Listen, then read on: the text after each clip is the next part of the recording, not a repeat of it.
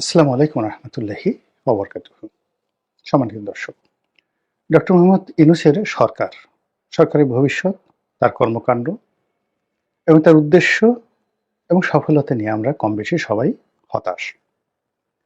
গত ৫ মাসে যা কিছু ঘটেছে এবং এখন এই সময়টিতে যা কিছু ঘটে চলছে রাজপথে এবং প্রাসাদের অভ্যন্তরে, সচিবালয়ের ভিতরে, ক্যান্টনমেন্টে, বিচারালয়ে এবং সাধারণ মানুষের মন এবং মস্তিষ্কে, তাতে প্রায় প্রতিদিনই অস্থিরতা তৈরি হয়েছে এবং প্রায় সবকিছুই অনিশ্চিত হয়ে পড়েছে। আমরা এই জায়গাতে বসে এই 2025 সনের জানুয়ারি মাসের শেষ সপ্তাহে এখানে বসে কোনো অবস্থাতেই আগামীর যে স্বপ্ন, সেই স্বপ্ন আমরা দেখতে পাচ্ছি না। আমাদের ভবিষ্যতের যে রাজনৈতিক আকাঙ্ক্ষা, এটি ধূসরিত। জামায়াত বলতে পারছে না যে তারা আগামীতে রাষ্ট্র গঠন করবে, সরকার গঠন করবে, রাজনীতি করবে, ইসলাম প্রচার করবে, নাকি মদিনা রাষ্ট্র কায়েম করবে। তারা কি বিএনপির সঙ্গে শত্রুতা করবে না বন্ধুত্ব করবে, আওয়ামী লীগের সঙ্গে বন্ধুত্ব করবে না শত্রুতা করবে, ইসলামী দলগুলোর সঙ্গে তাদের যে বন্ধন, এটি আদৌ হবে কিনা বলতে পারছে না। একইভাবে বিএনপি,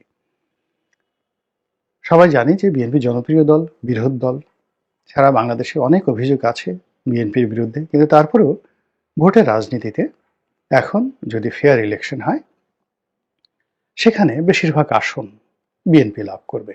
যদি আওয়ামী লীগ আসে, তবুও তারা 200-র উপরে সিট পাবে। আর যদি আওয়ামী লীগ না আসে, তাহলে তাদের নেতৃত্বকে চ্যালেঞ্জ করার মতো কেউ নেই। 300 আসনই তারা জয়লাভ করে আসবে। তো এই যেখানে বাস্তবতা, সেখানে বিএনপির আনহ্যাপি হওয়ার কারণটা কি? কেন তারা অস্থির? কেন তারা নির্বাচনের জন্য বলতে গেলে পাগল হয়ে গিয়েছে? এর কারণ হলো তারা ভবিষ্যৎ দেখতে পাচ্ছেন না এবং তারা আতঙ্কগ্রস্ত হয়ে পড়েছেন। তাদের এই যে সম্ভাবনাটা, একেবারে হাতের কাছে পাওয়া একটি স্বর্ণডিম্ব, সেই স্বর্ণডিম্বটি মনে হচ্ছে যে তাদের হাতছাড়া হয়ে যাচ্ছে।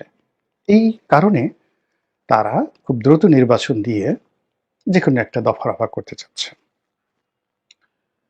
অন্যদিকে যারা এই বিপ্লবের নায়ক, সমন্বয়ক, তাদের একটা বিরাট স্বপ্ন ছিল একটা দেশ নির্মাণে এবং বিনির্মাণে। তারা অমরত্ব লাভ করতে চেয়েছিলেন, সফলতা দেখাতে চেয়েছিলেন। সেটি এখন ধুলায় ধূসরিত। সমন্বয়ক নামক যে শব্দটি, এটি এখন আর জনপ্রিয় নয় এবং সমন্বয়ক নামে আমাদের এই যে জনপদে চলাফেরা করাটাও এখন আর সম্মানজনক নয়। দ্বিতীয়ত, তাদের মধ্যে যে রাজনৈতিক অভিলাষ দেখা দিয়েছিল, রাজনৈতিক দল তারা গঠন করবেন, আগামীতে যে রাষ্ট্র পরিচালনা, সেখানে তারা গুরুত্বপূর্ণ ভূমিকা পালন করবেন, এমনকি তারা রাষ্ট্র পরিচালনা করবেন, এই যে স্বপ্নটা, এই স্বপ্নটি এখন একেবারে অবাস্তব হয়ে পড়েছে।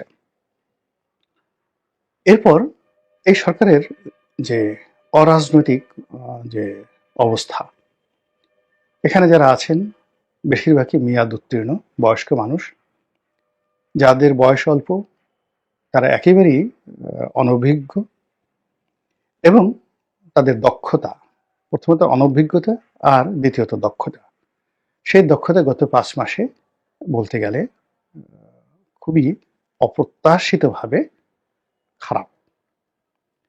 ফলে এখন ডক্টর মোহাম্মদ ইউনূসের যে সরকার, সেই সরকারকে নিয়ে মানুষ ইতিবাচক কোনো স্বপ্ন দেখে না। সবাই ধরে নিয়েছে এটা ব্যর্থ হবে এবং অযাচিত, অভাবনীয় একটা রাজনৈতিক পরিবর্তন, পট পরিবর্তন, ক্ষমতার পরিবর্তন এখানে অনিবার্য হয়ে পড়েছে। কিন্তু সেটা কিভাবে আমরা জানি না। কেন জানি না?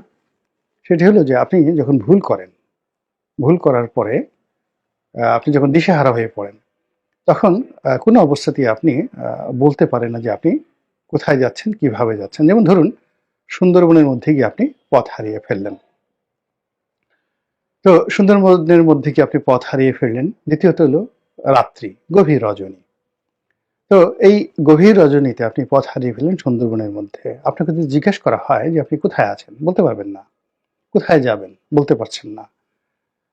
আপনি নেক্সট গন্তব্য কোথায়, বরং চারিদিকে যে অসংখ্য আতঙ্ক আপনাকে একসাথে একেবারে অক্টোপাসের মতো চেপে ধরবে। তো এই যে বাংলাদেশের যে রাজনৈতিক অঙ্গন, সেই রাজনৈতিক অঙ্গনে এরকম অনিশ্চয়তা, নেক্সট গন্তব্য কি, পরবর্তী স্টেশনটা কি, রাজনীতির ট্রেনটা লাইনচ্যুত হয়ে গেছে, যার জন্য আমরা বলতে পারছি না। যেভাবে শেখ হাসিনা সমস্ত ট্রেনের যে লাইন, রাজনৈতিক ট্রেনের যে লাইন, এটি এলোমেলো করে দিয়েছিল। ফলে তার যে ট্রেন চলছিল, কিন্তু ট্রেন লাইনের উপরে ছিল না, সড়কের উপর দিয়ে, পথের উপর দিয়ে, নদীর ভিতর দিয়ে তার ট্রেন চলছিল। ফলে যা হওয়ার, যেই ট্রেন নদীর মধ্যে চলছিল সেটি ডুবে গেছে, যেটি ক্ষেতের মধ্যে ছিল সেটি আটকে গেছে, আর যেটি রেল লাইনের পাশে পড়ে গিয়েছিল সেটি উল্টে আছে। তো এখনো সেই শেখ হাসিনার যে ভুল এবং ভ্রান্তিগুলো, সেই ভুল এবং ভ্রান্তিগুলো সুদে এবং আসলে এই সময়টিতে আরো বেড়ে গেছে। এবং এখান থেকে বের হওয়ার জন্য যে প্রজ্ঞা দরকার, মেধা দরকার, জনমত দরকার, সম্মিলিত প্রচেষ্টা দরকার, সমবায় দরকার, কোঅপারেশন দরকার, এটি হচ্ছে না। ডক্টর মোহাম্মদ ইউনূস এখানে তার যে টোটাল রাষ্ট্র পরিচালনাটিকে তিনি গ্রামীণ ব্যাংক পরিচালনার মতো করে মনে করেছিলেন, এবং সেভাবে চালানোর জন্য তার আত্মবিশ্বাস ছিল, পরিকল্পনা ছিল, এবং সেভাবে তিনি রিক্রুটমেন্ট করেছিলেন একটা গ্রামীণ ব্যাংক মডেলের গ্রামীণ বাংলাদেশ। তো এটা কতটা বুমেরাং হয়েছে, ধরুন গ্রামীণ ব্যাংকে যারা প্রাথমিক দিকে যখন প্রতিষ্ঠিত হলো, তারা সবাই দরিদ্র মানুষ, তাদেরকে ঋণ দেওয়ার কথা বলে তাদেরকে ঘোরানো যেত, নারী এবং পুরুষ। এবং আমরা দেখেছি যে ঋণ দেওয়ার আগে 1 মাস সেই গ্রামীণ ব্যাংকের যারা সদস্য তারা নিয়মিত হাজিরা দিতেন, তারপরে লেফট রাইট করতেন, পিটি করতেন, আইন কানুন শুনতেন, ভবিষ্যতে এই 2000 টাকা পেলে কিভাবে ফেরত দিতে হবে সেইভাবে তারা সমবায়ের ভিত্তিতে কিভাবে ফেরত দিবেন, স্বামী টাকা নিলে স্ত্রীকে দিতে হবে, স্ত্রী টাকা নিলে স্বামীকে দিতে হবে, স্বামী স্ত্রী ফেল করলে ওই যারা সদস্য রয়েছে অন্যান্য সদস্য তাদেরকে দিতে হবে। তো এইভাবে স্বল্প পরিমাণ টাকা দিয়ে একেবারে অন অ্যাভারেজে উচ্চ সুদ আদায় করে 100% সফল হওয়ার যে নিয়ম গ্রামীণ ব্যাংক দেখিয়েছিল, ওটি রাষ্ট্র পরিচালনায় অসম্ভব, যেখানে পুরো ব্যাংকটাকে গিলে খায়। গ্রামীণ ব্যাংকের টোটাল পুঁজি 1000 কোটি টাকা যদি হয়, এই রাষ্ট্র ব্যবস্থাপনায় এক একজনে এস আলম থেকে শুরু করে 1 লক্ষ 1.5 লক্ষ কোটি টাকা চুরি করেছে। তো গ্রামীণ ব্যাংকের ওই 2000 টাকার সেই পুঁজি বিনিয়োগ এবং সেটা ফেরত আনার যে বুদ্ধি, এটা দিয়ে এই চোরদেরকে নিয়ন্ত্রণ করা যাবে না, এটি ডক্টর মোহাম্মদ ইউনূস বুঝতে পারেননি। দ্বিতীয়ত হলো যে এখানে তিনি যেভাবে ঋণ আদায়ের জন্য আবার লেফট রাইট করাতেন, দেখা গেছে যে এই মাসে বা তারা সপ্তাহে একটা কিস্তি দিত 2000 টাকায়, হয়তো 50 টাকা বা 100 টাকা একটা কিস্তি। তো কোনো মহিলা বা কোনো পুরুষ যদি কিস্তি দিতে না পারতো, তাকে পুকুর সাঁতরাতে বলা হতো, শাস্তি দেওয়া হতো, ঋণ পরিশোধ করতে না পেলে শাস্তি দেওয়া হতো। এরকম এরকম অনেক শাস্তি ভোগ করতে গিয়ে অনেকে আত্মহত্যা পর্যন্ত করেছেন। এখন এই যে রাষ্ট্র পরিচালনায় এসে এই জিনিসগুলো ব্যর্থতার জন্য আপনি কোনো ডিসিকে এইভাবে বলতে পারবেন না যে তুমি এই কাজটি করতে পারোনি, অথবা তুমি একটু পুকুর সাঁতরাও, তুমি লেফট রাইট করো।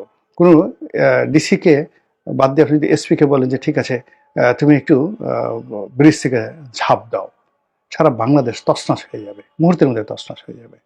কিংবা আপনি কোনো সচিবকে সে হযরত উমরের মতো এই বর্তমান জামাতে পিঠের উপরে তার চুরির জন্য, ঘুষের জন্য, দুর্নীতির জন্য আপনি চাবুক মারতে পারবেন না, সময় সেটা নেই। ওগুলো গল্প, মানে হুজুরের গল্প করে যে উমুক গভর্নরকে আল্লাহ রাসূল মানে হযরত উমর চাবুক মেরেছেন, ওটা ওই সময়টাতে সম্ভব ছিল, কিন্তু এটা এখন এই মুহূর্তে সম্ভব না। এখন আপনি এই বাংলাদেশে এসে ঈশা খানকে বসিয়ে দেন, শায়েস্তা খানকে বসিয়ে দেন, আকবর, সম্রাট আকবরকে বসিয়ে দেন, পারবেন না, এটা হবে না, এই সময়তে হবে না। আকবর যদি এখন এসে কোনো হিন্দু মহিলাকে বিয়ে করে, মানে তাকে ঘরে উঠে এবং বিয়ে না করে সে যদি সেখানে যায়, আবার যদি সে রাজদরবারে বসে বাইজির নাচ শুনে, মানে এরকম কোনো ভিডিও যদি বাংলাদেশে আসে, সে যে বাংলাদেশে সম্রাট আকবর বঙ্গভবনে বসে সে সন্ধ্যার পরে একটু মদ খেয়ে তারপর সে বাইজিদের নাচ দেখছে, আপনি বুঝতে পারেন? সমস্ত মানুষ বাংলাদেশের হুজুররা গিয়ে সেই বঙ্গভবনের ইট একটা একটা করে খুলে নিয়ে আসবে।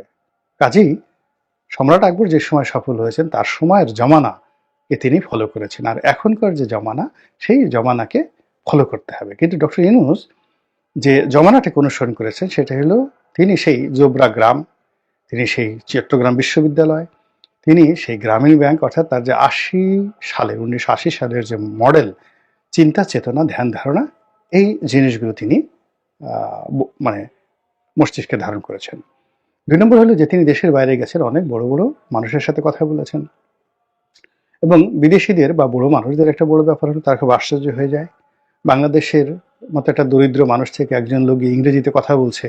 এটাই বিদেশের লোকজন খুব অবাক হয়ে যায়। আমরা যখন বিদেশে গিয়েছি, বড় বড় ব্যবসায়ীদের সাথে আলাপ আলোচনা করেছি, ইংরেজিতে কথা বলেছি, তখন আমাদের ইংরেজি শুনে অনেকে খুব আশ্চর্য হয়ে যেত যে আপনি কি ইংল্যান্ডে পড়াশোনা করেছেন কিনা, অক্সফোর্ডে পড়াশোনা করেছেন কিনা, এত ইংরেজি ভালো বলেন কি করে। আসলে আমি বাংলাদেশে আমার চাইতে যারা ভালো ছাত্র তাদের সাথে অনেক খারাপ মানের ইংরেজি বলে, কিন্তু আমাদের দেশ থেকে যারা যায় বিদেশে ম্যাক্সিমামই খুব ছোটোখাটো কাজ করে, মধ্যপ্রাচ্যে ছোট কাজ করে, মালয়েশিয়াতে ছোট কাজ করে, এমনকি ইউরোপ আমেরিকাতেও 90-এর দশকে খুব ভালো কাজ করেন এরকম লোকজন বাঙালিদের মধ্যে ছিল না। এরা বেশিরভাগ ক্ষেত্রে ড্রাইভার করে, ইংরেজি বলতে তাদের খুব কষ্ট হয়, টেনে টেনে বলে। তো সেক্ষেত্রে আমাদের বাংলাদেশ থেকে কোট টাই পরা, ভালো একটা পোশাক পরা কোনো একটা লোক যদি যায় এবং ইংরেজিতে কেতাদুরস্ত কথা বলেন, তখন বিদেশিরা খুব আশ্চর্য হয়ে যায়। তো সেই কারণে ডক্টর মোহাম্মদ ইউনূস বিদেশে গিয়ে যে কথা বলেছেন, সবকিছু করেছেন, মানুষের সাথে স্মার্টলি চালচলন করার চেষ্টা করেছেন, বিভিন্ন দাতব্য প্রতিষ্ঠানে কোটি কোটি ডলার তিনি দিয়েছেন। তো এগুলো দেখে বিদেশে খুব আশ্চর্য হয়ে গেছে, আর তিনি নিজেও আশ্চর্য হয়ে গেছেন, মাই গড, এটা এত ইজি। কিন্তু রাজনীতিতে এসে তো আর সেটা তিনি এখন দেখাতে পারছেন না, প্রয়োগ করতে পারছেন না, ফলে তার জন্য সবকিছু বুমেরাং হয়ে গেছে। এখন তিনি কি ব্যর্থ হবেন? সবচেয়ে বড় কথাটা হলো যে তিনি কি করবেন না করবেন, ব্যর্থ হবেন কি না হবেন সময় বলে দেবে। আমি হতাশ হতে চাই না। আমার ব্যক্তিগত জীবনে হতাশার পরিমাণ নাই বললেই চলে। আমি সারাটা জীবন পরিশ্রম করেছি, এবং যখন কোনো কাজ বা সুযোগ আমার কাছে এসেছে, আমি সেটা গ্রহণ করিনি। জীবনে অনেক সুযোগ এসেছে, সব সুযোগ, তো সব সুযোগ গ্রহণ করাতে দূরের কথা, তাকাইনি। এর কারণ হলো যখনই আমার কাছে কোনো একটা সুযোগ এসেছে, আমি প্রথম দেখেছি যে আমি এটার উপযুক্ত কিনা, দ্বিতীয়ত আমি এটা হজম করতে পারবো কিনা, তৃতীয়ত আমি এটা পরিচালনা করতে পারবো কিনা, এরপর এটি আমার সম্মান মর্যাদা বাড়াবে না কমাবে, এই জিনিসগুলো চিন্তা ভাবনা করেছি। ফলে কি হলো, আমার জীবনে যত সুযোগ এসেছে তার 90% সুযোগে আমি রিফিউজ করেছি, 10% সুযোগ আমি অ্যাভেল করেছি। ফলে আমার বন্ধুদের মতো আমি হয়তো খুব বড় মন্ত্রী এমপি হইনি, বা আমার বন্ধুদের মতো আমি একেবারে হাজার কোটি টাকার যাকে বলা হয় ব্যবসায়ী হইনি, মালিক হইনি, কিংবা আমার বন্ধুদের মতো খুব নামকরা সম্পাদক হইনি। কিন্তু আমি যদি ইন্ডিপেন্ডেন্টলি আমি যে পেশাগুলোতে ছিলাম বিভিন্ন সময়, তাতে সাংবাদিকতা করেছি, রাজনীতি করেছি বা করছি, লেখালেখি করেছি বা করছি, তারপর ব্যবসা বাণিজ্য করেছি এবং করে চলেছি, আমার কোনো কাজই বন্ধ হয়নি। তো আমার এই 10টি যে পেশা, এই 10টি পেশাকে যদি আমি একত্র করি, তাহলে আমার সফলতার ওজন হয়ে গেছে ধরুন 1 কেজি। কিন্তু আমার যে বন্ধুটি শুধুমাত্র একটা বিশেষ সুযোগকে কাজে লাগিয়ে সে ধাই করে সে একেবারে সফলতার চূড়ায় পৌঁছে গেছে, কিন্তু দিন শেষে তারা কেউই এখন আমার পাশে বসার মতো তাদের অবস্থা নেই। কারো স্বাস্থ্য নষ্ট হয়ে গেছে, কারো পরিবার নষ্ট হয়ে গেছে, কারো ব্যবসা নষ্ট হয়ে গেছে, কেউ পালিয়ে আছে, কেউ মরে গেছে, এরকম অনেক কিছু। কিন্তু আমি মাশাআল্লাহ অল্প অল্প অল্প অল্প করে আমি আমার জীবন চালাচ্ছি। তো সব সুযোগ দিতে হয় না, এটা আমি আমার জীবন দ্বারা শিখেছি।